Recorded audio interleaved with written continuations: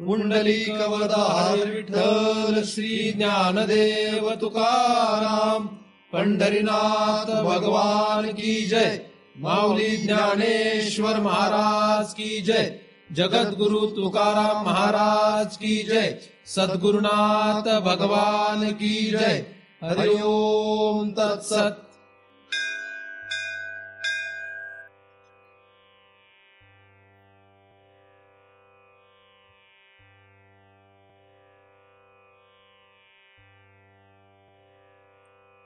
ध्यान मूलम गुरुमूर्ती पूजा मूलम गुरुपदम मंत्र मूलम गुरुर्वाक्यम मुक्ती मूलम गुरु कृपा।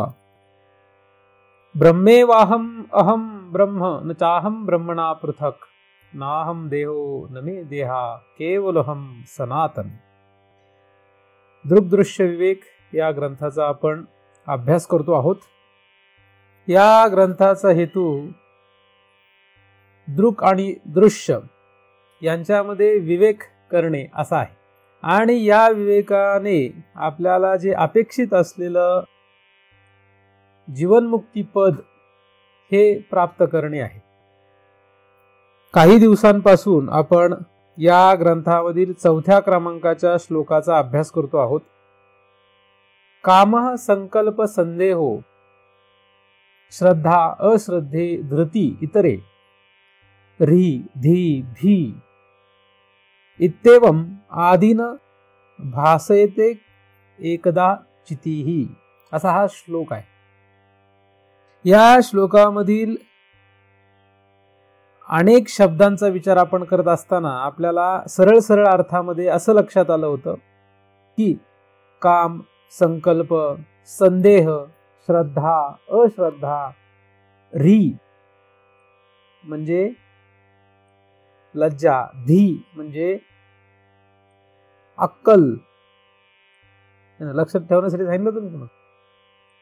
शास्त्रामध्ये अक्कल असा शब्द नाही, पण आपल्याला लक्षात राहण्यासाठी आहे का नाही हे असं म्हणतो आपण। म्हणजे अक्कल म्हाताऱ्यांना म्हणावं लागतं हे आहे का, असं होत नाही। म्हातारे लोकांना म्हणतात हे आहे का, परंतु साधारणपणे ज्याच्याकडे बुद्धी असते त्याला अक्कल असते असं म्हणतात, नाही का। म्हणजे बुद्धी आऊट झाली काय तुझी असं म्हणतो आपण। म्हणजे तुला अक्कल आहे का नाही।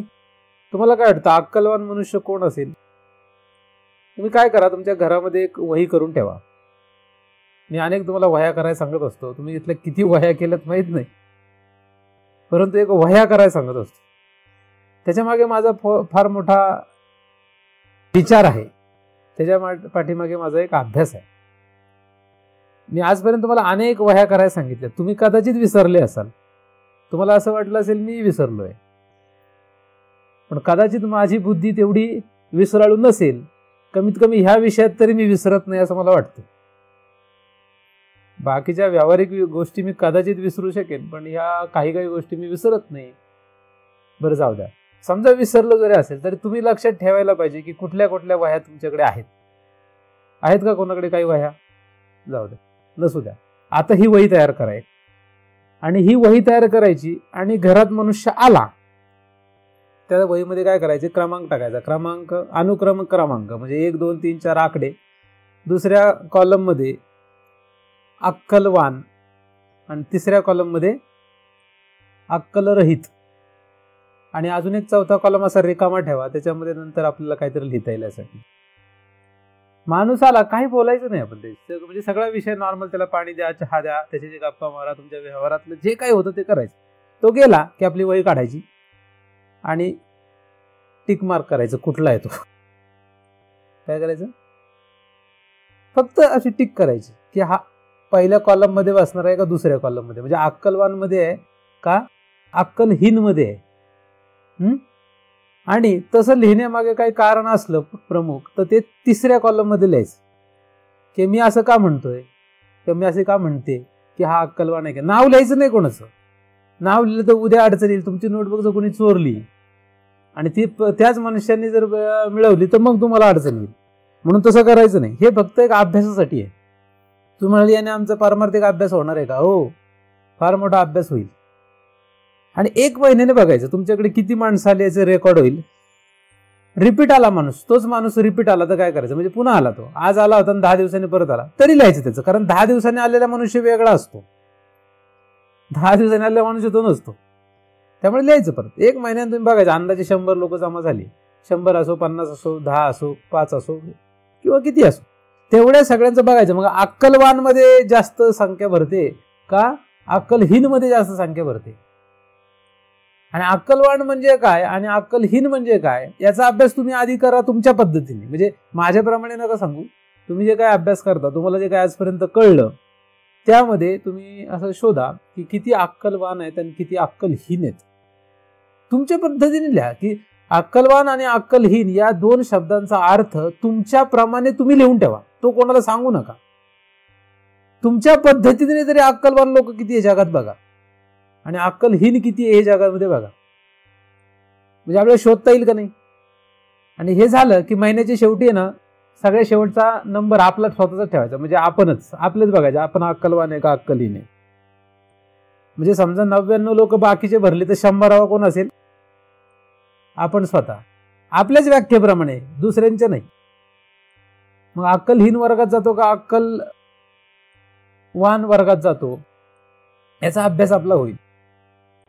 कारण आपल्याला दृश्य करायचं नाही, सगळं पाहायचंय आपल्याला. आपण काय करतोय, ही प्रक्रिया पाहण्याची आहे. जसं जगाकडे पाहावं तसं आपल्याकडेही पाहावं. आता इथे वास्तविक विचार केला तर सूक्ष्म शरीराचा विषय सुरू आहे. जेव्हा आपण सूक्ष्म शरीराचा विचार करतो तेव्हा दुसऱ्याच्या सूक्ष्म शरीराचा विचार करायला काही हरकत नाही. स्वतःच्या सूक्ष्म शरीराचा विचार करावा असा इथे विषय आहे. परंतु दुसऱ्याच्या सूक्ष्म शरीराचा अभ्यास केला तर आपल्याही सूक्ष्म शरीराचा अभ्यास करायला आपल्याला सोपं होऊ शकतं. मग किती लोक सापडतील 99 पैकी अक्कलवान, आणि अक्कलहीन किती सापडतील? शक्यतो असं वाटेल की 100वा मनुष्यच अक्कलवान सापडेल आणि उरलेले 99 अक्कलहीनच वाटतील. म्हणजे आपल्याला काय वाटेल, 99 अक्कलहीन आहेत आणि आपणच शहाणे आहेत असं, मग 100वा आपणच शहाणा असं आपल्याला कदाचित वाटू शकतं. असं काही नसतं. अक्कलवान आणि अक्कलहीन यांची जी बेरीज वजाबाकी आहे ही आपल्याप्रमाणे वेगवेगळी असते. 10 लोकांच्या जर वह्या अशा तपासल्या तर असं लक्षात येईल की प्रत्येकाच्या अक्कलवान आणि अक्कलहीन माणसाची व्याख्या वेगवेगळी आहे. परंतु अक्कलवान कोणाला म्हणावं, अक्कल कोणाकडे आहे, तुम्हाला काय वाटतं? म्हणजे तुम्ही व्याख्या जर करायची ठरली, मी एक कागद दिला तुमच्याकडे, प्रत्येकाकडे एक कागद आणि एक पेन दिला आणि तुम्हाला सांगितलं तुम्ही लिहा अक्कलवान म्हणजे काय, तर तुम्ही त्याच्यावर कागदावर मला जर लिहून दिलं तर अक्कलवान शब्दाची व्याख्या तयार करता येईल का नाही? का नाही यायची? तुम्ही काही व्याख्या जरी तयार केली तर सगळ्यात शेवटी तुम्हाला असं लक्षात येईल की अक्कलवान कोण आहे. मनुष्य देहामध्ये आल्यानंतर मनुष्य देहाचं जे प्रमुख उद्दिष्ट आहे हे गाठण्यासाठी जो प्रयत्न करत नाही ते सगळे, तो व्यक्ती कोण आहे? अक्कलहीन आहे. तो मनुष्य देहात आल्यानंतर काही करत असते त्यांनी, असं मी म्हणत नाही की तो एकदमच वेदांती महापुरुषाकडे असेल असं नाही, पण मनुष्य देहात आल्यानंतर जर या जन्माचं सार्थक करण्यासाठी, कृतार्थता प्राप्त करण्यासाठी, म्हणजेच अनंत जन्म, पुन्हा पुन्हा जन्म मरणाचा फेरा जो आपण भोगत आलो, किती वेळा जन्मा यावे किती वेळा पावे फजिती, ही फजिती आपल्याला लक्षात आली नाही. ज्याला फजिती लक्षात आली नाही तो अक्कलहीन आहे. ज्याला फजिती लक्षात आली पण जन्म मरणाचा फेरा चुकण्यासाठी काहीही प्रयत्न करत नाही तोही अक्कलहीनच आहे. आपण त्या वर्गात असू तर आपणही अक्कलहीन आहोत. आपल्याला फजिती लक्षात आली ना की मग आपण यासून बाहेर पडण्याचा प्रयत्न करणारच. किती वेळा जन्मा यावे किती या वेळा काय होय पावी फजिती. फजिती आहे हे ऐकण्याला बरं वाटतंय. खरंच वाटतंय का तसं फजिती झाली? फजिती झालेली आवडते कोणाला? फजिती कोणाला आवडत नाही. अनंत जन्म पुन्हा पुन्हा पुन्हा पुन्हा जन्म मरणाच्या फेऱ्यामध्ये अडकलो, ही फजिती आहे. आणि ही फजिती ज्याला लक्षात आली तो अक्कलवान. ज्याला ही फजिती लक्षात आली पण ह्याच्यातून बाहेर पडण्याचा प्रयत्न करत नाही तो सुद्धा अक्कलहीनच आहे. तुम्ही या दोनपैकी कुठे आहात? या दोन्ही वर्गामध्ये तुम्ही जर बसत असाल, म्हणजे अक्कलहीन या वर्गामध्ये तुम्ही जात असाल, तर तुम्हाला पुढचा अभ्यास. परंतु जर तुम्ही प्रयत्नाने काही करून ही फजिती लक्षात घेतली आणि जन्म मरणाचा फेरा चुकवण्यासाठी जे काही करावं लागेल ते करण्यासाठी प्रयत्न सुरू केला, तर तुम्ही अक्कलवान झाले. मग ते नामस्मरण असो, ते सद्गुरु सेवा असो, शास्त्र सेवा असो, किंवा जे काही लागेल ते असो. वास्तविक काय आहे, जन्म मरणाचा फेरा चुकवण्यासाठी आपल्याकडे हत्यार काय आहे, आपल्याकडे काय शस्त्र आहे, आपल्याकडे काय उपाय आहे. श्रीमद भगवद्गीता, ब्रह्मसूत्र आणि 10 उपनिषद यांना प्रस्थानत्रय असं म्हणतात. हे 3च ग्रंथ, 3च उपाय खरे पाहिले तर जन्म मरणाचा फेरा चुकवण्यासाठी आहेत. किंवा या ग्रंथाशी जुळणारे जे काही ग्रंथ असतील, मग ते प्राकृत असो किंवा संस्कृत असो, या ग्रंथांचा उपयोग करणे, या ग्रंथांच्या द्वारे हा आपला फजितीचा विषय संपवणे, हाच अक्कलवान माणसाचा परमार्थ आहे. त्याच्या व्यतिरिक्त पोट भरण्यासाठी, धन कमवण्यासाठी किंवा मान कमवण्यासाठी जगत राहणं हे अक्कलवान माणसाचं लक्षण नाही. आणि मग तो तुम्ही असो किंवा मी असो, या 3 पैकी कुठल्या गोष्टीसाठी जर मी जगत असेल तर माझं जगणं हे अक्कलवान माणसाचं जगणं नाही. किती वेळा जन्मा यावे, किती वेळा पावे फजिती, हे लक्षात घ्या आणि अक्कलवान व्हा. म्हणजे तुमच्याकडे काय येईल? धी. तुमच्याकडे काय आली? धी आली. आणि मग जर तुमच्याकडे धी असेल, अशा प्रकारची धी असेल, अशा प्रकारची विशिष्ट प्रकारची धी असेल, कारण धी अशाच प्रकारची असते असं नाही, धी ही वेगळ्या प्रकारची असते. संसार कसा करावा याची अक्कल बरेच लोकांना असते. संसारात कसं नीटनेटकं व्यवस्थित, सगळी व्यवस्थित करण्याची पण एखाद्याची बुद्धी असते. पण ती बुद्धी इथे कामाची नाही. इथे हुशार माणसाचं काम नाही, इथे श्रीमंत माणसाचं काम नाही, इथे स्त्री पुरुष गरीब श्रीमंत असला कोणाचं काम नाही. इथे कोणाचं काम आहे? अक्कलवान माणसाचं काम आहे. म्हणजे अशा प्रकारची धी ज्याची आहे, ज्याला जन्म मरणाचा फेरा हा लक्षात येतो, ही फजिती वाटते, त्याच्यातून बाहेर पडण्यासाठी तो उपाय शोधतो, प्रयत्न करतो, त्याला आपण अक्कलवान म्हणतोय. समजण्यासाठी बाकीचे अक्कलवान आहेत, पण ते आपल्या दृष्टीने अक्कलहीन आहेत. मला जर तुम्ही कुठे घेऊन गेले तुमच्या नातेवाईकामध्ये नकळतपणे, चुकून नेणार नाही, पण समजा घेऊन गेले आणि मग मी जर तिथं माझी अक्कल दाखवली, तर नंतर तुम्ही जर एकटे गेले त्यांच्याकडे मला न घेता, तर ते माझी अक्कल काढतील. तुम्हाला लक्षात येईल ते म्हणजे कोण अक्कलवान आणला होता तुम्ही. होईल का नाही? असं का नाही व्हायचं? तुम्ही नेत नाही, जाऊ द्या. पण समजा मी जर चुकून तुमच्या नातेवाईकांकडे आलो आणि मी जर माझी अक्कल दाखवली, तर तुम्हाला पुढच्या वेळेस ते कोणाची अक्कल दाखवतील? ते नक्की सांगतील कोण अक्कलवान माणूस आणला होता तुम्ही एवढा, परत काय आणू नका. असं होईल का नाही? म्हणजे त्यांच्या दृष्टीने आपण अक्कलहीन, आपल्या दृष्टीने ते अक्कलहीन, असं होतच नाही का? आपल्या दृष्टीने ते अक्कलहीन आणि त्यांच्या दृष्टीने आपण अक्कलहीन. पण चालतंय, आपण आपली अक्कल कोणाच्या दृष्टीने पाहतोय? साधू संतांच्या म्हणण्याप्रमाणे आपण तपासतोय. आणि ते कोणाच्या म्हणण्याप्रमाणे जगतायत? संसारामध्ये दिसणाऱ्या गोष्टींच्या म्हणण्याप्रमाणे जगतायत.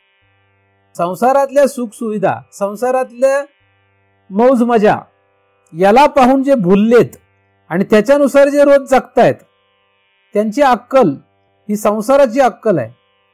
आपण त्या रीतीने विषय हाताळत नाही. आपण साधू संत काय म्हणतात याचा विचार करतोय. म्हणून आपली अक्कल आणि त्यांची अक्कल यात फरक पडेलच. किती वेळा जन्मा यावे, किती वेळा पावे फजिती, असा आपला विषय. म्हणून जीव भ्याला. आपला आजचा शब्द आहे भ्याला. भय, री धी भी. भी म्हणजे भय. म्हणून जीव भ्याला. म्हणून शब्दामध्ये किंमत आहे. म्हणून म्हणजे असं झालं म्हणून. ज्याची बुद्धी अशी चालली, ज्याची अशा प्रकारची बुद्धी झाली, त्याला काय झालं? म्हणून जीव भ्याला. आता भ्याला तर शरण गेला विठूशी. विठू म्हणजे परब्रह्मलिंगम भजे पांडुरंगम, या आद्य शंकराचार्यांनी लिहिलेल्या पांडुरंग अष्टकम मध्ये वचनाप्रमाणे विठू म्हणजे विठू म्हणजे परब्रह्म, विठू म्हणजे परब्रह्म. मग त्याला शरण केलं पाहिजे. त्याला डायरेक्ट शरण जाता येते काय? तुम्हाला म्हटलं जा विठोबाला शरण जा, बरं तुम्ही जाऊ शकता काय? एखाद्याला कोणाला सांगितलं की विठोबाला शरण जा, तर जाता येईल काय? बहुत सुकृताची जोडी म्हणून विठ्ठल आवडी, त्या विनाकारण आवडत नाही. एखाद्याला विठोबा आवडतो आणि एखाद्याला सलमान खान आवडतो, एखाद्याला आमिर खान आवडतो, एखाद्याला सचिन तेंडुलकर आवडतो. आता विठोबा आवडणारा माणूस आणि सचिन तेंडुलकर आवडणारा माणूस, दोघांमध्ये काय फरक आहे? फरक आहे का काही? का दोघं सारखीच आहेत? फरक आहे. विठोबा आवडण्यासाठी पूर्व सुकृत लागतं आणि सचिन तेंडुलकर आवडण्यासाठी पूर्व सुकृताची गरज नाही. कोणालाही आवडतो तो, कारण व्यावहारिक गोष्टीमध्ये काहीतरी प्रगती केलेला माणूस पाहिला की तो आवडायला काय वेळ लागतोय? नाही का? का वेळ लागतो त्याला? काही त्याला काही वेळ लागत. सुकृत असेल तर विठोबा आवडत, कोणालाही आवडत नाही. जर विठोबा आवडण्यासाठी सुकृत पाहिजे तर विठोबा कळण्यासाठी काय पाहिजे? विठोबा कळण्यासाठी त्याच्यापेक्षा जास्त सुकृत पाहिजे. आणि विठोबा कळला तर विठोबाला शरण जाण्याचा प्रश्न येतो. कारण विठोबाकडे जा आणि विठोबाला शरण जा असं कोणी सांगितलं तर पहिला विठोबा कुठे आहे असा प्रश्न यावा, प्रश्न केला पाहिजे. हा आपल्याच मनाने म्हणतो हा मला माहिती आहे विठोबा कुठे आहे. कोणालाही तुम्ही म्हणा विठोबाला शरण जायला पाहिजे, ते म्हणतो हो आम्ही रोजच ते करतो. कसं काय करतो? आमच्या घरात फोटो आहे ना त्याचा, रोज त्याला उदबत्ती लावतो, त्याला धुवून पुसून घेतो, हार घालतो, रोज रोज शरण आहे मी त्याला.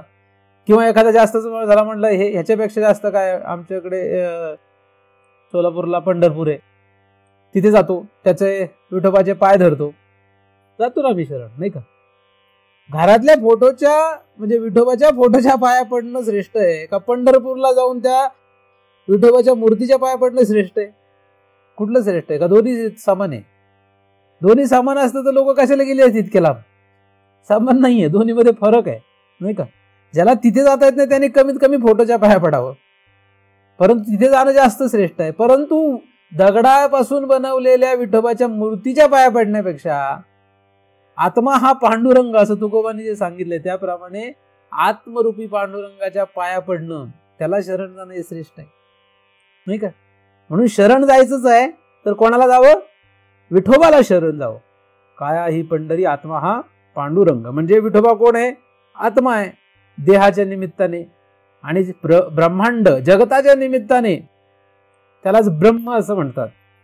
म्हणून त्याला शरण जाण्यासाठी आपण एकदम जाऊ शकत नाही, मग कोणाच्या तरी साह्याने जावं लागतं. जसं पंढरपुराला जायचं म्हणजे काय करावं लागेल? एखादी गाडी भाड्याने किंवा एखाद्याच्या गाडीत बसून जावं लागतं, एखाद्याच्या ओळखीने संबंधाने असं जावं लागतं, काहीतरी आधाराने जावं लागतं, साधन घ्यावं लागतं.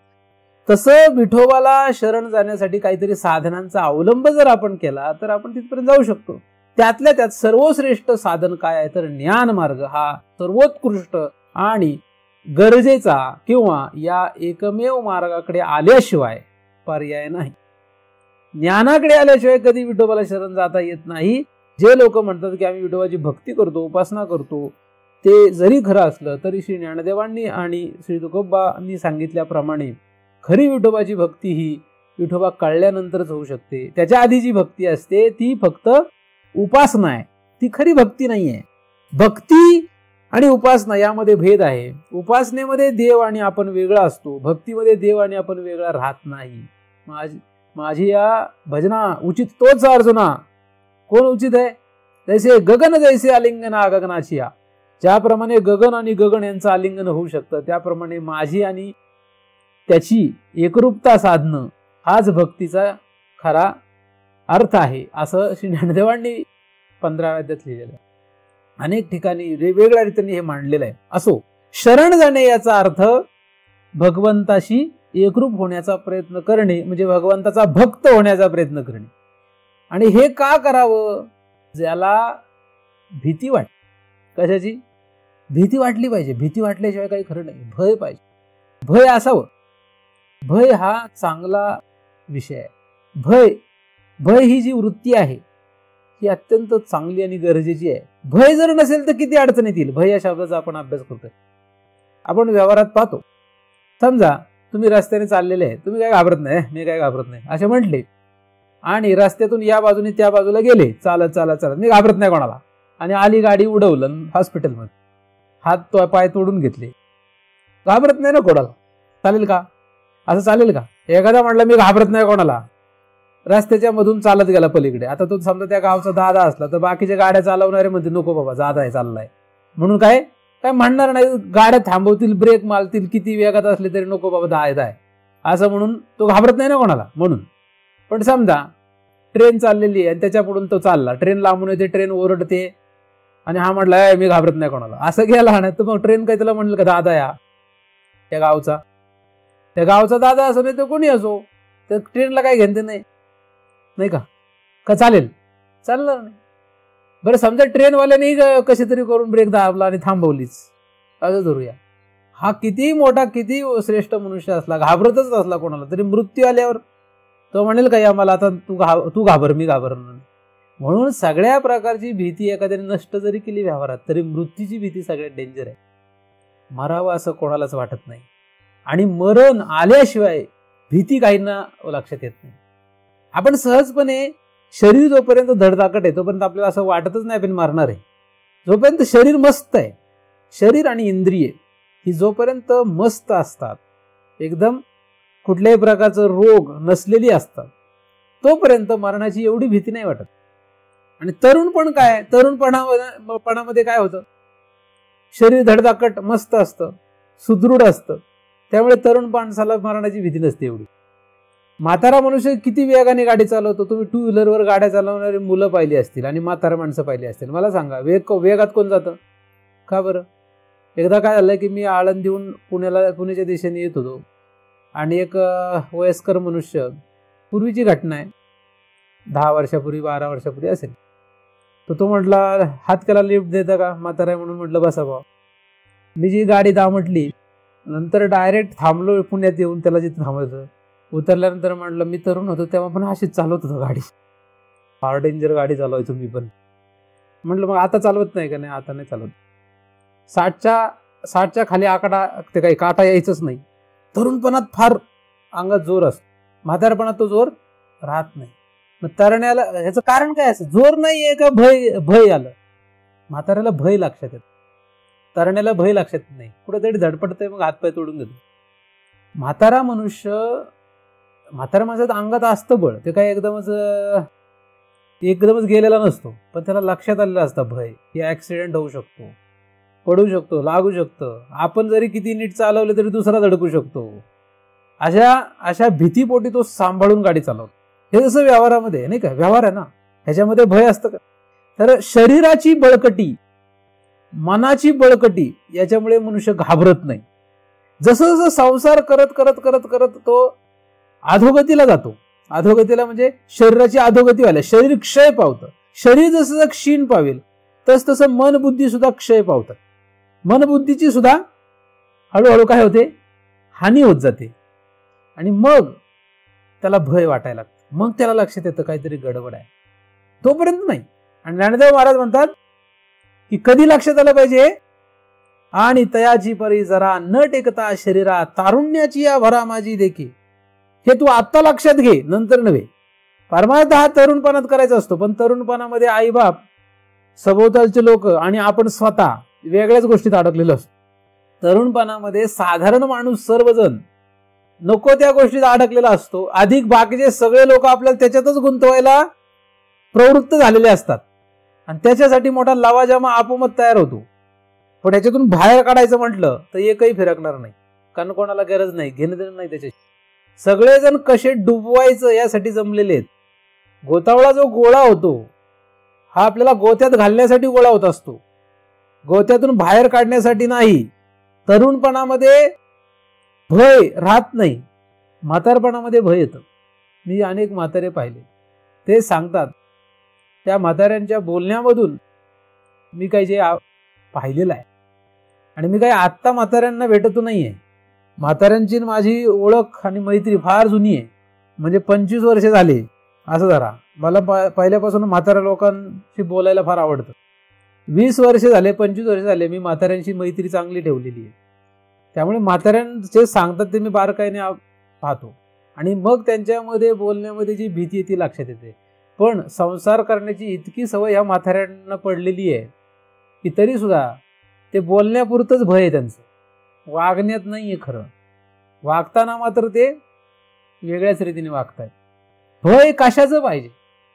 जसं रस्त्याने चालताना गाड्या येतात त्यांचं भय पाहिजे, नाहीतर ऍक्सिडेंट होऊन लागेल, मोठा ऍक्सिडेंट झाला तर मरू शकतो. म्हणून रस्त्याने चालताना गाड्यांचं भय पाहिजे. समोर वाघ आला तर वाघाचं भय पाहिजे, साप आला तर सापाचं भय पाहिजे, विंचू आला तर विंचूचं भय पाहिजे. एखादा म्हणेल नाही नाही नाही असं कसं काय, सगळेच परमात्मा आहे म्हटल्यावर आपल्याला आता काही अडचण नाही. निळोबारायांनी हळद कुंकू घेतलं आणि विंचवाला लावायला गेले आणि मग विंचूनी नांगी मारली निळोबारायांना. मग तुकाराम महाराज म्हटले काय रे काय झालं? तर म्हटलं नाही तुम्ही सांगितलं ना सगळीकडे परमात्मा आहे, जे जे देखी जे भूत ते मानी जे भगवंत, म्हणून मी त्याच्यातही भगवंत आहे म्हणून त्याला हे करायला गेलो, काय गंध लावायला गेलो. विंचवाला गंध लावावा का नाही लावा? सगळीकडे भगवंत आहे, मग विंचवाला गंध लावा की नाही का घाबरून राहावं, भय ठेवावं तिथे? लावा की नाही लावा? नाही लावा. विंचवाला गंध लावून उपयोग नाही. का नाही? त्याचा एक मोठा अभ्यास आहे. पण विंचवापासून भय राहावं, घाबरून राहावं त्याला. खळांपासून घाबरून राहा. खळ घाबरून राहा म्हणजे विंचवाला मारण्याची क्षमता नसेल तर आपण दूर जा. सापाला मारण्याची क्षमता नसेल तर सापाच्या पासून दूर जावं, नाही तर सापाला मारून टाकावं. विंचवाला मारण्याची जर आपली क्षमता नसेल तर विंचवापासून दूर जावं. ज्या पदार्थांपासून आपण घाबरून राहिलं पाहिजे त्यापासून घाबरूनच राहिलं पाहिजे. रेल्वे क्रॉसिंग मधून जर आपल्याला पलीकडे जायचं असेल तर घाबरूनच राहा, नाही तर महाराज म्हणले आता आपल्याला घाबरायचं कारण नाही, निर्भय स्थिती आपली. कारण परमार्थामध्ये निर्भय स्थिती लवकर येते, ज्ञानमार्गामध्ये तर फार लवकर येते. आपल्याला काय निर्भय, आपल्याला काय भय आहे काय असं जर तुम्ही म्हणायला लागले तर काय होईल? या व्यवहारामध्ये अडचण येतील. म्हणून व्यवहारामध्ये एक लक्षात ठेवा, अनेक ठिकाणी भय धरून राहा. भय म्हणजे भय दोन प्रकारचे. तुम्हाला शक्य झाले तर विंचवाला मारा, म्हणजे विंचू हे उदाहरण घेऊ. नसेल तर विंचवापासून दूर जा. हे दोन्हीपैकी एक करा, पण विंचवाच्या नादी लागू नका. नादी लागू नका म्हणजे दूरही जायचं नाही आणि मारायचं नाही. मग काय होईल? मग चावेल तो, नाही का?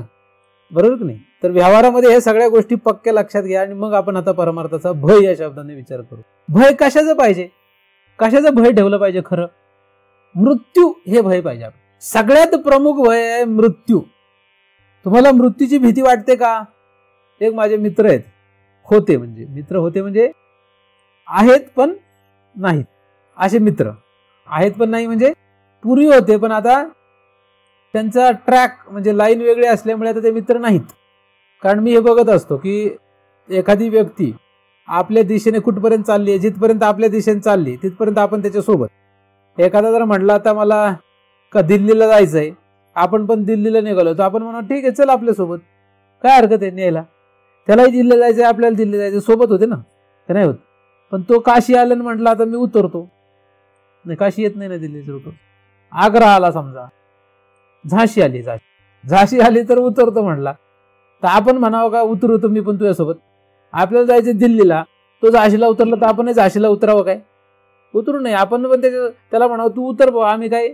त्याप्रमाणे रस्त्यामध्ये आपल्या ह्या प्रवासामध्ये, प्रवास आहे हा प्रत्येकाचा प्रवास आहे आणि प्रत्येकाचं वेळ ठरलेली आहे. इतक्याच वेळेपर्यंत प्रवास होणार आहे आपला प्रत्येकाचा. इथे बसलेल्या प्रत्येकाचा प्रवासाचा वेळ ठरलेला आहे. त्यामुळे ह्या प्रवासामध्ये जेवढे सोबत आहेत आपल्या, या दिशेने चालले तिथपर्यंत आपल्या दिशेने चाललेत सोबत, हे चांगली गोष्ट आहे. तो दूर गेला आपला त्याचा विषय संपलेला आहे. त्याच्या पाठीमागे त्याच्या नादी लागू नका. नाही तर का दूर गेला, कसा काय गेला, येऊ का मी पण, नेतो का मला पण, असं का करतो, चल की माझ्या बरोबर. नादी लागू नका त्यांची वेडपट कॅटेगरीचे लोक असतात. ते किती जवळचा असो, माता पिता बंधू बहीण इष्ट मित्र सज्जन सखा शेजीची कामीन राजा देशीचा चौधरी आणि सोयरी भली एवढे सगळे यांच्याशी मित्रत्व राहावंच असं काही हट्ट धरू नका. आणि मी कायम तोच प्रयत्न करत असतो हे पण लक्षात घ्या. म्हणून मित्र होता असं मी शब्द वापरले, गेला असं नाही वापरले, नाही का? तर झाली काय गंमत, आता हा विषय बाजूला घेऊ. झालं काय, त्याला काहीतरी कारणाने पूर्व सुकृत जागृत झालं, म्हणजे असं मी म्हणतोय पूर्व सुकृत जागृत झालं आणि त्याला भीती वाटायला लागली. कसली भीती वाटायला लागली? त्याला भीती वाटायला लागली म्हणजे मी सत्य घटना सांगतो, घडलेली घटना सांगतो. त्याला भीती वाटायला लागली की मी मेलो तर, एकदा ठीक आहे दोनदा ठीक आहे, त्याला सारखीच भीती वाटायला लागली. आता अडचण आली, घरचे घाबरले, म्हटले यांना भीती वाटायला लागली की हा मरतोय की काय. आणि या भीतीचा त्याचा व्यवहारात फार परिणाम झाला. म्हणजे व्यवहारात लक्ष लागेना, काय होईना, काय कळेना. मग घरच्यांनी सांगितलं, अरे तुझं गडबड झाली, तुला सायकॅट्रिस्टकडे न्यावं लागेल, म्हणजे मानसोपचार तज्ज्ञाकडे न्यावं लागेल. त्याला घेऊन गेले खरंच मानसोपचार तज्ज्ञाकडे. आणि मानसोपचार तज्ज्ञाने सांगितलं, मग त्याला शिकवलं त्याने, ही अशी भीती जेवढी सगळेच मारणार आहेत. काय सगळेच मारणार आहे का, जगणार आहेत? सगळेच मरतील का जगतील? मारणार. मग घाबरायचं काय कारण आहे का? काही कारण आहे घाबरायचं? बिनधास्त राहायचं मस्त मजेत. Enjoy the life, eat drink and make merry. खा प्या मजा करा, असं त्याला शिकवलं त्याने. मग ते आता शिकवलं म्हटलं, तो काय पक्का खिलाडी नव्हता, कच्चा खिलाडी असल्यामुळे तो म्हटलं आता सायकॅट्रिस्टने सांगितलं तर इट ड्रिंक अँड मेक मेरी म्हटलं. मग त्याने केलं सुरू, इट ड्रिंक अँड मेक मेरी. म्हणजे कळतं का, मेक मेरी म्हणजे खा प्या मजा करा, सगळं सुरू केलं त्यांनी. अधिक मानसोपचार तज्ञांनी त्याला काही औषधं दिली, गोळ्या, अँटीबायोटिक, त्या पण खा म्हटले. त्याला काही उपचार, अजून वेगळे उपचार सुरू केले. काही नाही, काही दिवसांत तो नॉर्मल झाला ना. सगळे काही दिवसांत नॉर्मल म्हणजे त्याला आता भीती वाटे ना.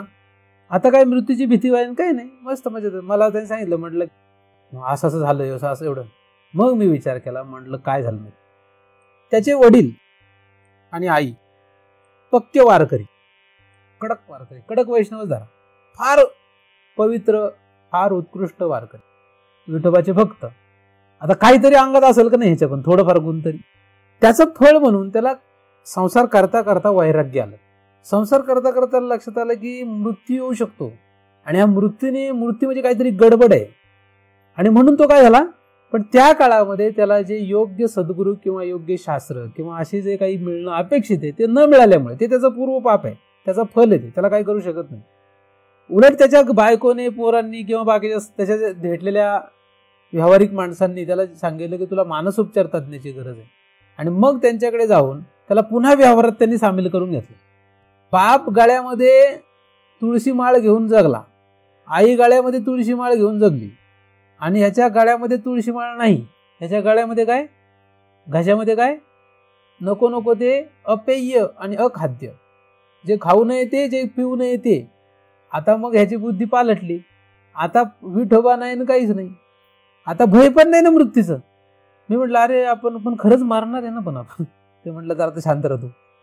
अरे मारणार बिरणार काय नाही, आपण मारणार तर काय सगळेच मारणार, त्यात काय ना बोले. एन्जॉय द लाईफ, जेवढं उरलंय तेवढं आयुष करून घे. तू पण काय येड्यासारखं करू नको. उद्या कोणी पाहिलाय का? आजच जे ते आयुष करून घ्या. उद्याचा दिवस कोणी पाहिलेला नाही. आज काय जगायचे ते जागा, जगून घ्या. जगून घ्या म्हणजे जगून घ्यायचा अर्थ काय, खा प्या मजा करा, याचा अर्थ जगून घ्या. याला चारवाक म्हणतात. चारवाक हे नास्तिक शास्त्र आहे, भीतीच नाही. साधू संत असं शिकवतात काय? हे नक्की की जर मृत्यूच्या भीतीने तुमचा संसार, म्हणजे तुम्ही व्यावहारिक निर्णय घेऊ शकत नसतील आणि डळमळले असतील, ते वेगळी गोष्ट झाली. म्हणजे तुमचं डोकं आऊट झालंय. परमार्थात आल्यानंतर मृत्यूच्या भीतीने डोकं आऊट होत नाही. मला सांगा, रस्त्यातून रस्ता क्रॉस करताना नीट रस्ता क्रॉस करावा, गाडी आली तर आपल्याला उडवेल, ही भीती आपल्याकडे असते का नसते? असते. म्हणून त्या भीतीपोटी तुम्ही वेडे झालेत काय? तुमचं डोकं आऊट झालंय काय? साप चावतो आणि चावला तर विषारी असला तर आपण मरू, ही भीती असते. या भीतीने आपलं डोकं आऊट होऊन आपण बधीर झालोय काय, किंवा आपण वेडे झालोय काय? झालो नाही. म्हणजे ती भीती आपण ठेवतो का नाही ठेवत? अग्नीत हात घातला तर भासतो, हे आपल्याला माहिती आहे. ही भीती आपल्याकडे आहे. त्या भीतीने आपलं डोकं आऊट झालंय काय? आपण वेडे झालोय काय? नाही ना. मग त्याचप्रमाणे मृत्यूची भीती जर ठेवली तर डोकं आऊट होईल काय? व्हायला नाही पाहिजे. पण मृत्यूची भीती असावी. जशी या भीती असतात व्यवहारामध्ये, या भीती असतात, तशी मृत्यूची भीती असावी, मृत्यूचं भय असावं. आणि म्हणूनच साधू संत सांगतात, घडी घडी काळ वाट याची पाहे, अजून किती आहे अवकाश. घडी घडी काळ वाट याची पाहे, भीती पाहिजे ना. साधू संत आपल्याला भीती शिकवतायत, सांगतायत. घराचा काटा जसा पुढे पुढे चालला, डोळ्याची पापणी जशी जशी लवते, प्रत्येक क्षणाला आपण मृत्यूच्या दारात आहोत. जगणे येणे नावे येथे मरणेच आले आहे. काय? जगणे येणे नावे येथे काय? मरणेच आले आहे. प्रत्येक जगण्याचा क्षण हा जगण्याचा नसून मरण्याच्या दारात जाणारा क्षण आहे, असं ज्ञानदेव महाराज म्हणतात. नको नको म्हणा गुंतू माया जाळी, काळ हा आला जवळी ग्रासावया. काळ हा आला जवळी ग्रासावायला, आणि या काळाच्या ग्रासापासून तुम्हाला कोणीही सोडवणार नाही, असं तुकाराम महाराजांनी लिस्ट दिली आपल्याला. एवढे सोडवणार नाहीत आणि एवढ्याशिवाय आपल्याला जमत नाही, हे सोडवणार नाही. त्याने काय म्हणलं, काळाची ही उडी पडेल बा जेव्हा, सोडविना तेव्हा मायबाप. म्हणून मायबाप वाजा. काय मायबाप जर तुम्हाला काळाच्या ग्रासापासून सोडवत असतील तर मायबापाला कवटाळून बसा. नाही तर तुकोबाने सांगितल्याप्रमाणे माय का सरपीन बाप का बोका, सोडविना बंधू पाठीची बहीण, तेजेची कामीन दूर राहे, सोडविना राजा देशीचा चौधरी आणि तोयरी भली भली. ही सगळी वजा आहेत आणि यांच्या पलीकडे, यांच्यामध्ये रमण्या पलीकडे आपल्याला काही सुचत नाही. आपल्याला भय मृत्यूचं, यांच्यामध्ये रममाण होण्याला आपल्याला मजा वाटते. आपल्याला मृत्यूचं भय आहे का? आणि मृत्यूचं भय असावं का? तुम्ही म्हणा आम्हाला हे नाही सुटत, हे सगळे सुटू शकत नाही, मग त्यांना शिकवा. हे नाही शिकत ते, मग त्यांना सोडा. खळाची संगती कामास नाही, आपणास अपाय त्यांचे संगी. मृत्यू हा दारात आहे, त्यांना शिकवा. हे त्यांना शिकवत बसू नका, स्वतःला शिकवा. त्याला स्वतःचा निर्णय पक्का आहे, तो मग बाकीच्यांचा विचार नाही करत का करेल. जगाला शिकवणं अवघड आहे, आपला निर्णय पक्का पाहिजे. कोणी काही म्हटलं तरी आपल्या वृत्तीवर सदैव मृत्यूची भीती पाहिजे. आणि मृत्यूच्या भीतीने वेडे होण्यासाठी परमार्थ करू नका. नाही तर महाराजांचं नाव सांगाल, महाराजांनी आम्हाला सांगितलं की मृत्यूची भीती, आणि तुम्हाला मग शेवटी सायकॅट्रिस्टकडे घेऊन जावं लागलं, म्हणजे गेलं का नाही. म्हणून मी तुम्हाला आधीच सांगितलंय, मृत्यूची भीतीने तुम्ही जर मानस उपचार तज्ञाकडे तुम्हाला जावं लागत असेल तर तुमच्यामध्ये काहीतरी वेगळाच प्रॉब्लेम आहे. मृत्यूची भीती पाहिजे आणि त्यासाठी आपल्याला उपचार शोधावा लागेल. मृत्यू हा सदैव आपल्या समोर आहे. हीच भीती, हेच भय आपल्यासाठी उपयोगाचं आहे. ही आपली संपत्ती आहे. भय सर्वांना आहे, याच्यावर जीवांना, जेवढे काही या लोकांमध्ये जीव आहेत, सर्व लोकांमध्ये जेवढे जीव आहेत, या सगळ्यांना मृत्यूची भीती आहे. मृत्यू म्हणजे काय? मृत्यू म्हणजे एक शरीर सोडणे, याला मृत्यू असं म्हणतात. मृत्यूची साधारण व्याख्या जी आहे व्यवहारातली, ती म्हणजे एका शरीराचा त्याग करणे किंवा एक शरीर सोडणे म्हणजे मृत्यू, आणि दुसरं शरीर धारण करणे म्हणजे जन्म. परंतु एक शरीर घेतल्यानंतर किती जीव नीच असो किंवा किती उच्च शरीराचा असो, प्रत्येकाला ते शरीर सोडावंच वाटत नाही. एखादा अत्यंत जीवजंतू कीटक, त्याला आपण जवळ घ्यायचं, त्याला म्हणायचं तुला मारून टाकतो, काय नीच शरीरात राहतो, चल वरच्या शरीरात आहे, असं म्हणून त्याला मारण्याचा प्रयत्न करावा. तो म्हणेल का मार मला? नीच एवढी. उदाहरणार्थ सर्प, सापाला म्हणून तुला मारून टाकतो, काय साप नावाच्या शरीरात राहतो, त्याच्यापेक्षा मी तुला मारतो, तू दुसऱ्या शरीराला जाशील, चांगल्या वरच्या शरीराला जाऊ दे, असं जर त्याला म्हटलं, तो साप म्हणेल का मला मार? म्हणेल. कितीही नीच शरीर असलं तरी ते शरीर सोडावं वाटत नाही, म्हणजे मृत्यूची भीती तिथे असते. काय? मृत्यूची भीती असते. मृत्यूची भीती असावीच आणि असतेच, पण ही भीती निराळी, आणि आपण जी भीती विचार करतो ती निराळी आहे. मृत्यूची भीती सर्व जीवांना आहे, कोणाला नाहीये, सर्वांनाच मृत्यूची भीती आहे. पण त्यांना का भीती आहे? मरण्याची भीती सर्वांना आहे, पण काय? आणि साधू संत जी मरणाची भीती सांगतात ती काय? या दोन भीतीमध्ये फरक आहे. दोघांनाही मरणाची भीती आहे, म्हणजे साधू संतांकडे जाणाऱ्या मुमुक्षुला सुद्धा मरणाची भीती आहे, आणि सर्वसाधारणपणे जगणाऱ्या मनुष्याला सुद्धा मरणाची भीती आहे. मला जगायचंय असं लोक म्हणतात, काय मला मरायचं नाहीये. फारच अत्यंत काहीतरी तीव्र दुःख झालं व्यवहारामध्ये तरच तो मरतो स्वतःहून. फार तीव्र दुःख काहीतरी असेल, त्याला पेलवलं नाही त्याच्या बुद्धीला, तर तो व्यावहारिक दृष्टीने आत्महत्या करतो, मरतो तो.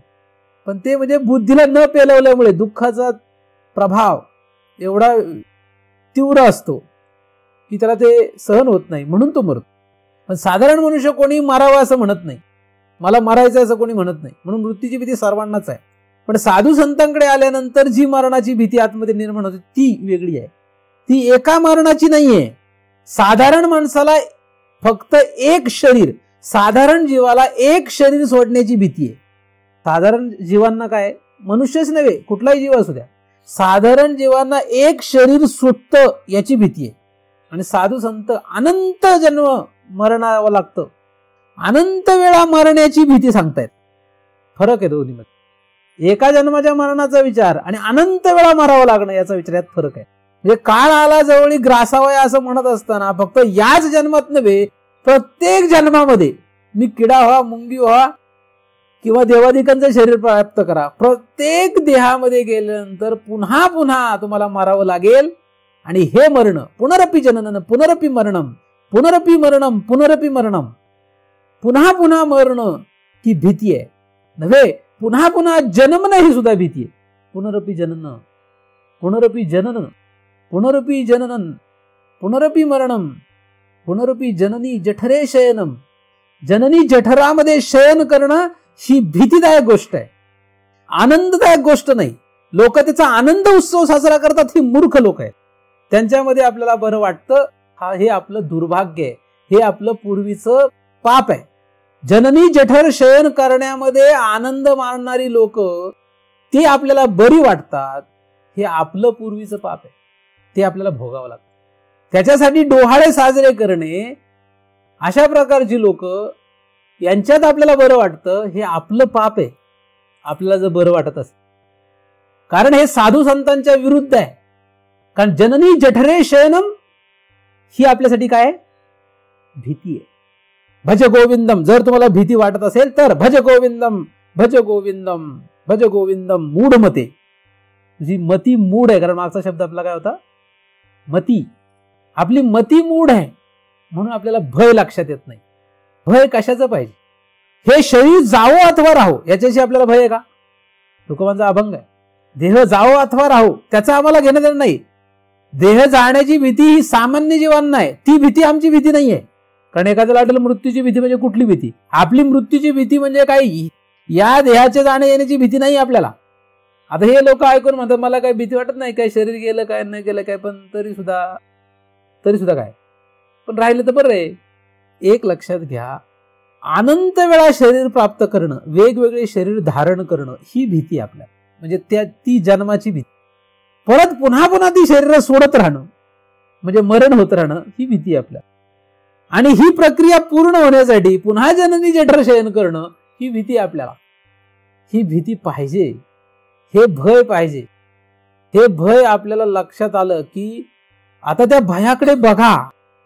जेव्हा तुम्ही या भयाकडे बघाल तेव्हा ते दृश्य होईल आणि आपल्याला दृश्य करायचं त्याला. कारण दृश्य करण्यासाठी पहिल्यांदा त्याचा विचार करावा लागतो. विचार करणे म्हणजे दृश्य. कारण दृश्य म्हणजे पाहणे असा सरळ सरळ जरी अर्थ असला, दृश्य या शब्दाचा अर्थ काय होतो, पाहणे. असा जरी त्याचा सरळ सरळ अर्थ असला तरी त्याचा सूक्ष्म अर्थ काय, विचार करणे. आपण आता भय या शब्दाचा काय करतोय, विचार करतोय. म्हणजे त्याला पाहतोय आपण. न्याहाळीत न्याहाळीत गेले ओ माय, काय न्याहाळीत न्याहाळीत गेले ओ माय. कुठे गेले, पुढे काय झालं, न्याहाळीत न्याहाळीत गेल्यानंतर पुढे काय झालं, त्याच्या पुढे माहिती का नाही माहिती, जाऊ द्या. त्याच्या पुढे फल दिलेलं आहे तुकोबाने, काय होतं पुढे गेल्यावर. जर न्याहाळीत न्याहाळीत गेले तर पुढे काय, न्याहाळीत न्याहाळीत जाणे म्हणजे दृग्दृश्य विवेक, म्हणजे न्याहाळीत न्याहाळीत जाणे. न्याहाळीत न्याहाळीत जाणे म्हणजे दृग्दृश्य विवेक. गेले तव तन्मयच झाले माय. काय झाले, तन्मय झाले. आता ही जी भीती आहे, ही भीती आपल्याला जर नसेल तर आपल्याला ती भीती काय करावं लागेल, कमवावी लागेल. ती भीती आपल्याला असणं गरजेचं. त्या भीतीकडे पाहावं लागेल. ही भीती, ह्या भीतीकडे पाहिल्याशिवाय तिचा विवेक कसा होईल. ज्या वस्तूकडे आपण पाहतच नाही त्या वस्तूचा विवेक होण्याचा प्रश्न येतो कुठे. अशा लोकांमध्ये रममाण होण्याला आवडू नये. ज्या लोकांना ह्याची भीती नाही त्या लोकांविषयी आपल्याला आवड नसावी. का असावी, ज्यांना ही भीती नाही, ज्यांना या भयाची कल्पनाच नाही. काय नाही, मृत्यूची भीती असतील लोकांना, पण अनंत जन्म, पुनरपी जनन पुनरपी मरणम हे जे आहे, पुनरपी जननी जठरे शयनम हे जे आहे, या संसाराची भीती ज्याला असते त्याला मुमुक्षु असं म्हणतात. त्याला काय म्हणतात, ज्याला ही भीती आहे तो मुमुक्षु आहे. आणि मुमुक्षत्व असल्याशिवाय वेदांताची सुरुवातच नाहीये. वेदांताच्या सुरुवातीच्या अधिकारी लक्षणामध्ये चौथा गुण, चौथं लक्षण हे मुमुक्षत्व आहे. जर तुम्हाला मुमुक्षत्व नसेल, जर तुम्हाला ही भीती नसेल तर तुम्हाला पुढचा विषय कळणं फार अवघड आहे. तुम्ही वाचाल खंडीभर, अख्खी ज्ञानेश्वरी सरळ आणि उलटी पाठ करून टाकाल, फारच हट्टाला पेटले तर. हो ना, उपयोगाला काय येईल माहित नाही. तुम्ही म्हणाल ज्ञानेश्वरांची ज्ञानदेवांची कृपा नक्की होईल, पण तू का कुठल्या हेतूने वाचतोय त्याच्यावर परत काहीतरी फल मिळेलच त्याचं. नाही मिळालं त्याची गती होईल, पुढे तो सद्गतीला जाईल, काहीतरी होईल. परंतु हे लक्षात घ्या की आपल्याला अशा लोकांमध्ये आवडच नसते. तुम्हाला काळजी लागते का की आपल्याला मेल्यावर कोण जाळायचं? ह्याची जर काळजी लागत असेल तर काय काळजी करू नका. किंवा आपल्या जर तावा तेरावा नाही घातला तर काय व्हायचं? कारण बऱ्याच लोकांना ही काळजी असण्याची शक्यता आहे. कोणामध्ये आपल्याला बरं वाटावं? आपल्याला साधू संतांमध्ये बरं वाटावं, सत्संगामध्ये बरं वाटावं. सत्संग म्हणजे काय? सत्संग म्हणजे टाळ घेऊन कुठले किंवा पखवाज बडवलं किंवा अभंग गायले म्हणजे सत्संग नव्हे. सत्संग म्हणजे सत्संग किंवा कमीत कमी सतचा विषय जिथे सुरू आहे त्याचा संग, त्यांचा संग करणे. येर माते नेणुनी भजन ते वायाची गा ज्ञान. वाया म्हणजे वाया, वाया म्हणजे वाया गेलं असं ज्ञानदेवाने सांगितलंय. म्हणून सत्संगाचा अर्थ होतो सत या वस्तूचा ज्या ठिकाणी विचार होतो त्याला सत्संग म्हणतात. सतशिवाय असत वस्तूचा ज्या ठिकाणी विचार चालतो त्याला सत्संग म्हणता येत नाही. किंवा सतच्या दिशेने जरी चालले असले तरी तो सत्संग म्हणावा कमीत कमी. आता खाली झालं आपण. आता आपण या ठिकाणी सतचा अभ्यास करण्यासाठी एकत्र बसलोय. माझ्याकडे आले तर तुमचा संसाराचे तुमच्या बाकीच्या कशाची मी पर्वा करत नाही. मी बघत नाही तुम्हाला वाईट वाटेल का चांगलं वाटेल, कारण मी तुमच्याशी संसार वाढवण्यासाठी आलेलोच नाही. तुमचा संसार चांगला चालावा आणि तुम्हाला बरं वाटावं म्हणून माझ्यासारख्या महाराजांची उपलब्धता नाहीये. तसं असेल तर तुम्ही दुसरे महाराज शोधा. ते सोपं गणित आहे आपल्याकडे. तुम्हाला बरं वाटावं म्हणून मी तिथे बसलोय का व्यासपीठावर? सत्य सांगण्यासाठी बसलोय, सतचा विचार सांगण्यासाठी बसलोय. तुम्ही म्हणाल तुमचं बघा की स्वतःचा आधी. असं जर म्हटले तर खरंच आहे ते, पण मी माझं बघितलंच पाहिजे, माझा विचार मी स्वतः केलाच पाहिजे. असं नाही की मी तुम्हाला शिकवतो म्हणजे मी स्वतः आडाणी राहावं, नाही का? दुसऱ्याला वाढावं ना आपण उपाशी राहावं, मग वाढणाऱ्याला काय किंमत आहे, नाही का? पण माझं म्हणणं असं असतं की तुमचं पोट भरतंय ना, वाढणारा जेवलाय का नाही जेवलाय काय घेणं नाही तुम्हाला, नाही का? तुमचं पोट भरलं तर वाढणारा जेवलाय का नाही जेवलाय याची पर्वा का करावी, जर जेवण्याचाच विषय असेल तर, नाही का? म्हणून महाराज सिद्ध आहे का असिद्ध याचा पर्वा करण्यापेक्षा आपण सिद्ध होतोय का नाही याचा विचार करावा, नाही का? आपल्याला सतकडे गती होते का नाही याचा विचार करावा. याचा विचार करूच नाही की महाराज सिद्ध आहे का असिद्ध आहे. सत्संग करण्यासाठी आपल्याला मूळ कारण जे आहे ते म्हणजे आहे भीती. जन्म मरणाच्या चक्राची भीती असेल तरच सत्संग करतायत, तरच सत्संग होईल. तोपर्यंत सत्संग नाही. महाराजालाही अनंत जन्म पुन्हा पुन्हा देह प्राप्त करण्याची काय असावी, भीती असावी. एखादा महाराज म्हणेल की नाही मी फार पुण्य करून उच्च देहाला जाईल म्हणजे मी कोण होईल, इंद्र होईल, वरुण होईल, सूर्य होईल, चंद्र होईल, किंवा फारच झाला तर मी शंकर होईल किंवा मी विष्णू होईल. उच्च उच्च देवांची शरीर प्राप्त करण्यासाठी जर हा हे करत असेल तर तो सुद्धा मुमुक्षू नाही. मुमुक्षू कोण कोण नाही, मुंगीच्या शरीराची प्राप्ती होणं काय आणि ब्रह्मदेवाच्या शरीराची प्राप्ती होणं काय, हे दोन्ही सुद्धा मुमुक्षू वर्गात येत नाही. ब्रह्मदेवाचे शरीर सुद्धा नको, मुंगीचं तर नकोच नको. कारण एखादा म्हणेल मला मुंगी साप किडा मकोडा नाही व्हायचं, पण मी ब्रह्मदेव झालं तर काय हरकत नाही, विष्णू झालं तर बरंच आहे, लक्ष्मी पायची पिन, नागाव झोपायला मिळेल, वाटेल तेव्हा कुठे अवतार घ्यायचा भक्तांच्या संरक्षणार्थ, काय हरकत आहे काय? जाऊ का नाही आपण? व्यावहारिक सुखांना भुललोय आपण. हे एवढे ऐश्वर्य जर दिलं तर आपण म्हणणार हे महाराज तुम्ही निघा आता, तुमचं काय काम आहे काय? व्यावहारिक सुखाला भुलणारे लोक इंद्र लोकाच्या सुखाला भुलणार नाहीत का? तुम्ही जर ह्या व्यावहारिक सुखाला भुललेले असाल, संसारामध्ये तुम्हाला मिळणाऱ्या फालतू सुखांना तुम्ही भुललेत, तर फालतू शब्दामध्ये तुम्हाला काय घेता येईल तेवढं घ्या. या सुखाला तुम्ही जर भुललेले आहात तर तुम्हाला इंद्र लोकाचं सुख दिलं तर तुम्ही म्हणाल का नको म्हणून? तुम्ही म्हणाल जाऊ दे एक जन्म जरा आयुष करून येतो, एक जन्म इंद्र लोकाचं सुख भोगतो आणि मग बघू पुढच्या जन्मात महाराज हे नसले तर दुसरे भेटतीलच की एखादे जीवनमुक्त, तर नाही भेटायचे. काय काय लोक मला असे म्हणतात महाराज काय यावेळेस खरं नाही वाटत आहे, यावेळेस काय खरं वाटत नाही, फक्त तुम्ही काहीतरी आमची लेवल करून द्या, फक्त इकडं पाठवा जरा थोडं वर. डायरेक्टच मला म्हणतात येऊन, या जन्मात काही खरं वाटत नाहीये, एवढ्या जन्मात थोडं सद्गती द्या फक्त तुम्ही काहीतरी करून, जरा वशिला लावा, म्हणजे तेवढंच म्हणायचं बाकी असते. आणि वर पाठवा थोडंसं, म्हणजे उच्च लोकाला पाठवा. तिथून जेव्हा आम्ही भोगून येऊ ना की मग नक्की कुठेतरी मिळतील आम्हाला दुसरे महाराज. म्हटलं तुझ्यासारखं भेटायला पाहिजे सगळीच मला, म्हणजे झालंच आपलं. वारकरी संप्रदायात असं नाही. स्वर्गलोक, स्वर्गलोक कुठला? उत्तम आणि उत्तम, किती उत्तम असो, या स्वर्गलोकाच्या सुखाशी आपल्याला घेणं देणं नाही. संसाराच्या सुखाशी काही घेणं नाही. घेणं देणं नाही म्हणजे असलं तर असू द्या, असलं तर असू द्या, पण त्याच्यात जर अडकत असेल, रममाण होत असाल, तुम्हाला जर भीतीच राहत नसेल कशाची, या सुखाला भोगण्यासाठी, भोगताना या सुखामध्ये गुरफटून गेल्यामुळे जर तुम्ही मृत्यू अनंत वेळा, जन्म अनंत वेळा, जननी जठर शयनम अनंत वेळा हे विसरत असाल, याची भीती जर तुम्हाला राहत नसेल, तर तुम्हाला मिळणारं कुठलंही सुख असो ते फार वाईट आहे, फार वाईट आहे. मग ते व्यावहारिक दृष्ट्या किती चांगलं दिसो, व्यावहारिक सुखामध्ये तुम्ही राहिले की तुम्हाला जनसमुदाय मोठा जवळ करेल. जन हे सुखाचे दिल्या घेतल्याचे अंतकाळीचे नाही कोणी, झाल्या हीन शक्ती नाके डोळे गळती, सांडोनी या पळती रांडा पोरे. का नाही? झाल्या हीन शक्ती, तुमची शारीरिक शक्ती कमी झाली, तुमची मानसिक शक्ती कमी झाली, तुमची आर्थिक शक्ती कमी झाली, तुम्हाला कोणी विचारत? आज जे विचारणार आहेत ते तुम्हाला का विचारतायत याचा विचार करा, आणि जगातले लोक तुम्हाला का विचारतायत याचा नीट विचार करा. नुसता विचार करून थांबू नका, त्याच्यावर काहीतरी उपाय करा. मला कोणाची गरज आहे, म्हणजे माझ्यासारख्या माणसाला कोणाची गरज आहे, ज्याला या चक्राची भीती वाटते, पुनरपी जनन पुनरपी मरणाची, पुनरपी जननी जठरे शयनमची भीती वाटते, ती व्यक्ती मला नक्कीच प्रिय आहे. माझ्यासारख्या लोकांना कोण प्रिय आहे, माझ्यासारख्या लोकांना कोण आवडतं, ही माझी हृदयापासूनची गोष्ट आहे. हा माझा हृदयातला भाव आहे. तुमच्याकडे किती पैसा आहे, तुमच्याकडे किती सौंदर्य आहे, तुमच्याकडे किती शारीरिक बळ आहे, तुमच्याकडे किती मानसिक बळ आहे, तुमच्याकडे किती आर्थिक बळ आहे, याला काडी लावा. ते आमचा विषय नाही. आमचा विषय एकच आहे. तुम्हाला याची भीती वाटते का? तुम्हाला हे भय आहे का?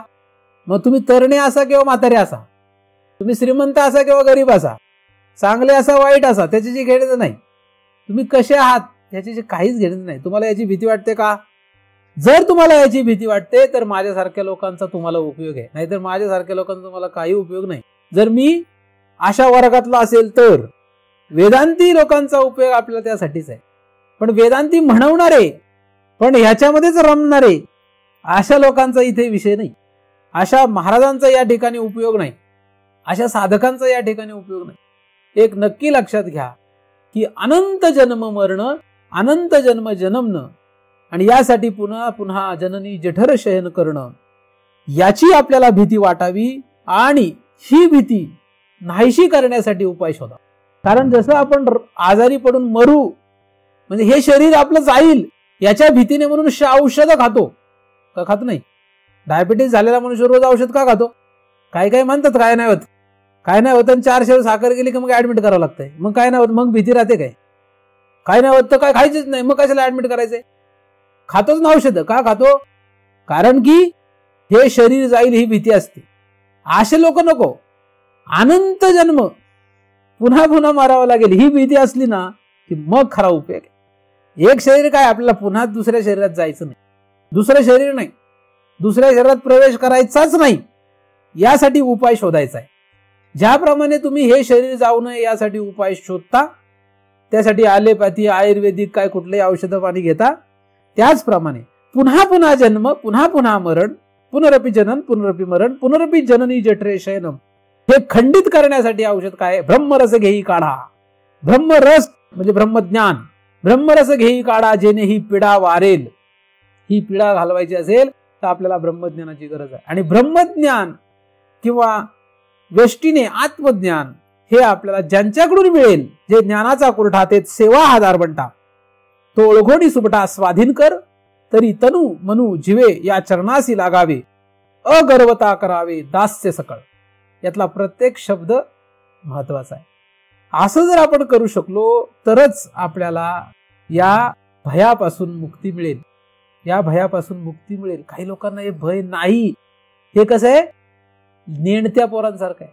लोकांना अनंत जन्मांच्या मरणाची भीती का नाही? कारण ही सगळी नेणते आहेत, मूढ आहेत, मूढ मतीचे आहेत ते. लहान मुलाला अग्नीची भीती असते काय? एक मुलगी लहान होती, घराच्या जवळपास काहीतरी अग्नी पेटवलेला होता. तिला काय भीती अग्नीची? गेली जाऊन चालत, अख्खे पाय जळून गेले. आयुष्यभर जळलेल्या पायाने जगावं लागलं. दिसायला मुलगी बाकी सुंदर, सगळं व्यवस्थित, पण अख्खं आयुष्य, पाय जर बघितलं तर विद्रूप, अख्खं आयुष्य जगावं लागलं. का? नेणतं असल्यामुळे अग्नीत सुद्धा प्रवेश करू शकतो. तसं नेणते असल्यामुळे अनंत जन्म फिरावं लागतं. मूढ मती असल्यामुळे अनंत जन्म फिरावं लागतं. आणि म्हणून ही तुमची मती शुद्ध व्हावी, तुमची मती धड व्हावी, म्हणून हा अभ्यास आपण करतो आहोत. हा अभ्यास तुम्हाला कोणी शिकवणार नाही, हा अभ्यास तुम्हाला कोणी सांगणार नाही. आणि हा अभ्यास न शिकवणारे, न सांगणारे, न पाळणारे, याचा गंधही नसणारे लोक हे मात्र आपल्याला प्रिय वाटतात. यासारखं आपलं पूर्वजन्मीचं पाप कुठलंच नाही. अनंत जन्मांच्या पापाचं फळ म्हणजे आपल्याला ही बाकीचा गोतावळा आवडणे किंवा त्यांच्यामध्ये रममाण होणे नकळत कळतपणे, हे आपल्या पापाचं फल आहे. आणि आज तुम्ही जे काही 1 तास मी सांगतो ते ऐकता, हे म्हणजे तुमचं काहीतरी थोडं जरी सुकृत असेल त्याचं फल आहे. पण हे आपण उपयोगात आणावं की नाही आणावं? कसं एक ठिणगी सुद्धा अख्खी गंजी जाळू शकते, अख्खी गावताची गंजी जाळू शकते, एक ठिणगी. तसं माझं एक चिंतन, माझा एक शब्द कदाचित तुमचं अनंत जन्मांचं पाप जाळू शकेल. परंतु तसं आपल्याला काय करावं लागेल? ठिणगी अंगावर पडूनच घ्यायची नाही. महाराजांनी सांगितलं, आपल्याला लागतच नाही काही. आपण फ्लेम प्रूफ जॅकेट घालून आलोय, मग जमेल काय? महाराजांच्या ठिणग्या काय तुम्ही नुसता आगीचा झोड जरी फेकला तरी आम्ही ऐकतच नाही, इकडून ऐकून इकडून सोडून देतो. तुमच्या ठिणगीचं आम्हाला काय घेणं नाही, नाही का? म्हणजे ज्ञानाग्नी सर्व कर्माणी असं होणारच नाही आमचं, कारण आम्ही तो अग्नी घेतच नाही असं म्हटलं तर त्याचा उपयोग नाही. असो, भय तुम्हाला असावं, हे भय तुमच्यामध्ये निर्माण व्हावं. कुठलं भय? हे भय तुमच्याकडे निर्माण व्हावं. अनंत जन्म, पुन्हा पुन्हा जन्मा यावे, किती वेळा जन्मा यावे, किती वेळा पावे फजिती, म्हणून जीव भ्याला शरण गेला विठूशी. तुम्ही विठूला शरण जा, विठोबाला शरण जाण्यासाठीच आपला जन्म आहे. मनुष्य देह हा विठोबाला शरण जाण्यासाठी आहे. आणि विठोबा कळून घेण्यासाठी आपल्याला ज्या शास्त्राची, ज्या सद्गुरूंची गरज आहे, अशा शास्त्राकडे, अशा सद्गुरूंकडे आणि अशाच लोकांकडे आपला भाव असावा. अशांच्याच संगतीने आपण राहावं. त्यासाठी जे काय आपल्याला करणं आहे ते करणं आपल्याकडून व्हावं, तशी गती आपली व्हावी. त्यासाठी जी श्रीगुरु शास्त्र कृपा आपल्यावर होणं अपेक्षित आहे ती त्यांनी तुमच्यावर करावी, अशा त्यांच्या चरणी प्रार्थना करतो. आणि त्यांच्याच कृपेने निर्माण झालेले चिंतन त्यांच्याच चरणी अर्पण करून येथेच पूर्ण विराम. पुंडलीक वरदा हरी विठ्ठल श्री ज्ञानदेव तुकाराम. पंढरीनाथ भगवान की जय. माऊली ज्ञानेश्वर महाराज की जय. जगद्गुरु तुकाराम महाराज की जय. सद्गुरुनाथ भगवान